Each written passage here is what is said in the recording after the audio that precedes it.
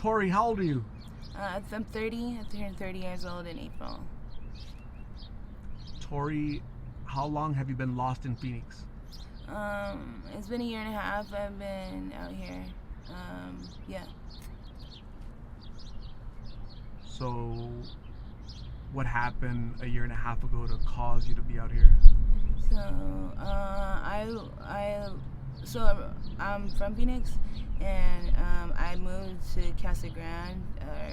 Tucson, Casa Grande, just a different city to get sober, and I was fighting a case with DCS, and so I wanted to fight for my kids, and I had 4.5 years of sobriety out there, and I started using on the weekend and stuff like that, right? And in Casa Grande, there's nothing to do out there but go to the bars, and it led to becoming every other weekend to like Thursday through Monday, you know what I mean? And so I became homeless first in Casa Grande, and out there's no resources, and I tried to go to rehab out there so I could stay close with my kids, but my insurance it was not covering the rehab out there, and they said, well, we can have a ride out here to Phoenix, and I'm familiar with the area, so I came to rehab out here, and I did the whole 90 days, and I was supposed to go to an outpatient program and a sober living, and unfortunately, with me procrastinating along with the staff, they weren't working together. It became where I wasn't able to get like a voucher, so I became homeless, and I always told myself I was going to go back to Taro's and get re-helped again, and I just never did, because I felt like, it's been 2 weeks, it's too much, and it turned into a month, and then turned into a year and a half now. So. How old were you when you first tried substances? Substances, I was 18. I was a really good kid in school, and had a scholarship for ASU and for softball, and but I had my baby. I had my first daughter when I was 17, so I lost the scholarship, and that's when, after I had her, I kind of went down on downfall, because I was going through a lot at the time. But yeah, I started drinking, and the marijuana and the cocaine and all that stuff. So. How many kids do you have? I have 3 daughters. What are their ages? My oldest she's gonna be 13 this year. She's beautiful, and she looks just like me.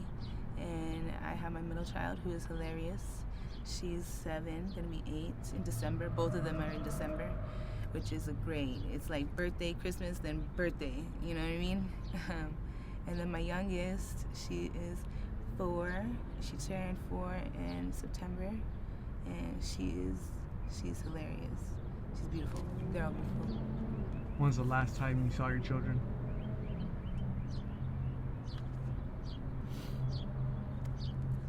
It's been a long time. Sorry, hold on. When I was homeless in Casa Grande, I would still like periodically see them, because I lived pretty close to their house. My mom takes care of them, and I just didn't want them to see me like that, so I would kind of stay away. So it's been almost a couple years now, or not a couple years. I'd say like at least like a year and 8 months, But I can't think about them too much out here. I get stuck. Do you miss them though? Yeah, every day, man. I wish I could swallow my pride and ego like a year and a half ago and just make the phone call, and go back to rehab, and instead I just couldn't. I couldn't face my family. I didn't want to tell them I was homeless again, and there's a lot that came with that, and I just wish I would have, because it would have been better than this, for sure. But I miss them. I love them, and I'm gonna try again, because they're worth it, and I want them to, when they come look for me, I don't want them to find another homeless dope fiend, I'm saying, I want them to find a mom, that got her life back together and is waiting for them, If your children watch this video, what do you want to tell them? You have a message directly for them? That I miss them so much. I'm so sorry. And that it's not their fault, you know. And I don't want them to ever blame themselves. And that I have like a lot of problems. I have a lot of mental problems, you know. I know I'm mentally like unwell, and you know, when I'm not on certain medication, I'm unstable. You know what I mean? I know that about myself, but you know that it's adults with adult issues. I would tell them. I was like, adults having adult issues. You know what I mean? But that I miss them, and that I love them, and that I think about them every day, and I pray for them every night, and then I can't wait to see them again, you know. Your oldest is 13? Yeah. So the youngest person I've ever seen out here smoking in front of me was 13 years old. Yeah. The youngest I've ever interviewed was 15. Lots of young people out here. Yeah. Too many young people, if you ask me. It was different when I first started here. I was 20 years old, and it was different back then. There was a lot of like OGs, like all like on shit, and and a lot of you know, OGs, that older people that were on, and now it's like you can't even find him, and there was on blues and Fetty powder, and it's a lot of young people, a lot of like. I'm talking high schoolers, you know what I mean? And there's actually, I think, one person that comes to mind, and yeah, I got the biggest soft spot for him. And I know he's underage, and he knows I know, but I still try to take care of him, just like he was like one of my nephews, you know what I mean? Because I would want someone to do that for my family, you know, and watch out for him. So, badass little kid, but whatever. How much longer do you think you're gonna be out here? Honestly, probably like another month and a half, honestly, because summer's here and I can't go through another summer out here. It was really hard last year, and the winter was even worse. I can't. I miss my kids dearly, and I already have a plan, and I'm working with like Taro's, like trying to get, you know, it's detox. It's just having that courage to kind of just like, all right, now we're done. You know what I mean? Because I've tried to get clean over like 15 times, honestly, and I've been to rehab like almost 9 times, and the same thing I keep hearing is that unless you're truly ready, then you'll truly stop. You know what I mean? And so I need to make sure I have that real conversation with myself, that am I truly ready, and am I ready to stop, or is this just a pause? You know, that's the reality. But I'm gonna keep trying until I can't no more, you know, because if I stop trying, I truly fail, you know. So. Tori, I've been doing this for 4.5 years. It'll be 5 years in November, and lots of people I've interviewed, they're no longer on planet Earth. They're gone, they're right? gone. Directly because of their addiction, whether it's G or blues, mainly blues. They take too much blues, they don't wake up. There's no Narcan, nobody was around them, and so they just don't wake up. They just go to sleep forever. Or 3 nights ago, 4 nights ago, one of somebody I've been interviewing for a while, for the past year, she stumbled into traffic and got ran over as a hit and run. She didn't survive it. I've been that a lot out here. I've been to funerals. A lot. Yup. I've been to the hospital with these folks laying in bed and a coma, and they don't wake up. You know, so it's tragic because this stuff is avoidable. Yeah. Here you are, in front of me. You're intelligent. You're a mom. You obviously have love for your children, right? Yeah. So that's on one side tugging on you, and then on the other side is your addiction tugging on you. Yeah. Right now, addiction is winning, but you can't let addiction win forever, because that might be you in a hit and run. That might be you not waking up. And then you got 3 little kids that they're never gonna know their mom again. Yeah. And that's sad. That's heartbreaking. Oh yeah. I think about that all the time. I think about like what happens like if my kids like look up a story of me like from an overdose. You know what I mean? And overdoses don't really get reported like that out here because it happens every day. But the hit and runs and like the lifestyle that comes with being homeless, like yeah, for sure. Death's door is just like right around the corner, and I don't want my kids to know that. You know, I want to be able to talk with my kids and explain to my kids, because I think that's why my drug addiction really started. Is nobody really spoke to me when I was younger. I was gonna say sheltered, but more so nobody explained what was going on, right? And that I had alcoholics and drug addicts in my family, right?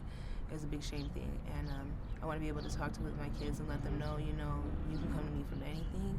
This is something that runs in our family, and you know, you have the choice. And I understand I'll always be here for you, not enable you, but to support you, you know, in the right way. But I got to be in a position to support them, you know. So. The whole purpose of this channel is prevention through awareness. I approached you and asked you if you ever heard of Lost in Phoenix, and you said, yeah, right, you've watched these videos. You've been with the channel since I started. You asked me about Mercy, Mercy and Slump, right? That was almost 4 years ago. That's crazy. Long time ago. At the start of my channel, I interviewed people that you've known from the streets, Mercy and Slump, right? So, but 4.5 years later, you're still out here, and that's concerning, you know, because you don't belong out here. Nobody does, but especially you. Scholarship to ASU. Obviously, you were a good softball player. That's why you got the scholarship. You're intelligent. You're a mom of 3 beautiful children that need you. And so you know where you're at. You know what you need to do to get out of here. You failed at it 9 times. Maybe the 10th time is the one that's going to save your life. 10,000%. Absolutely. I believe that the next time is going to be the time that I truly do quit and I don't ever pick up again. And it's like, I know I've shown myself I can do it. I know I can do it. I have the support right there. But I just, like I said, I got a lot of mental issues and a lot of, it's a self thing. Me getting in myself way. No, man, I hear that a lot, and I don't know. It's just me, honestly. But I'm gonna keep trying. Like I said, I'm gonna keep trying and trying again, because I don't want to go to jail, and I don't want to wind up dead. And I want another chance at life and sobriety. You know what I mean? I'm confident you'll live. I'm confident you'll get sober. Thank you. But what do you want people to know about you to remember you? I want them to know that, like, just because I stayed out here for as long as I have, that I haven't lost my humanity. Like, I still treat people with kindness. I still treat people with empathy, and that I might be a little rough around the edges, but it's just from being desensitized from being out here, right? But that no matter what, I've always saw people for people, because I think people forget that the homeless community out here gets treated like literally like a second-class citizen. Like you can't use the bathrooms at night. You can't. You only have what's on your back, right? And so you can't bring that in a store. You know what I mean? People are constantly looking at you and snickering towards you. And it's really, really, it makes me angry some days how other people can treat people, because I could be someone else. It could be your daughter, your niece out here, right? Wouldn't you want to treat them with respect and dignity? Because if you're that person that's judging me because I'm homeless and have a drug addiction, understand, like, I'm just like you. And I was 3.5 years watching videos in my crib and with my kids, and now I am on these videos. You know what I mean? Like, it's a different. I just want people to understand, like, it could be anybody. You know what I mean? Drug addiction does not discriminate, and death does not discriminate. So just please, just be kind to each other. So. Tori, at the end of the day, you're human that deserves dignity, respect, compassion, and understanding, okay? So I'm trying to give you a platform to humanize you and the face of homelessness, the face of addiction, okay? So keep fighting for yourself. Don't give up, okay? Thank you. I appreciate it. I really hope that I interview you and it's a sobriety story. Hey, Art, this is Tori. We talked and I'm sober now. I want to do that. But in the meantime, please try and survive out here, okay? Absolutely. So I'm going to say thank you very much for sharing your story. You're going to save somebody's life with your story. With this story, somebody's going to be like, damn, I'm 15 years old. I'm at home going through issues, trauma, pain. I have mental health issues. But if somebody offers me a substance, I'm going to say, heck no. I'm not going to try it to begin with, because I saw Tori lost everything. I'm going to pray for Tori, but Tori saved my life, right? Somebody's going to say that. Now you got to focus on saving your own, okay? Absolutely. So, Tori, thank you very much. Stay safe. God bless. We'll talk soon, okay? Okay, sounds good. Thank you.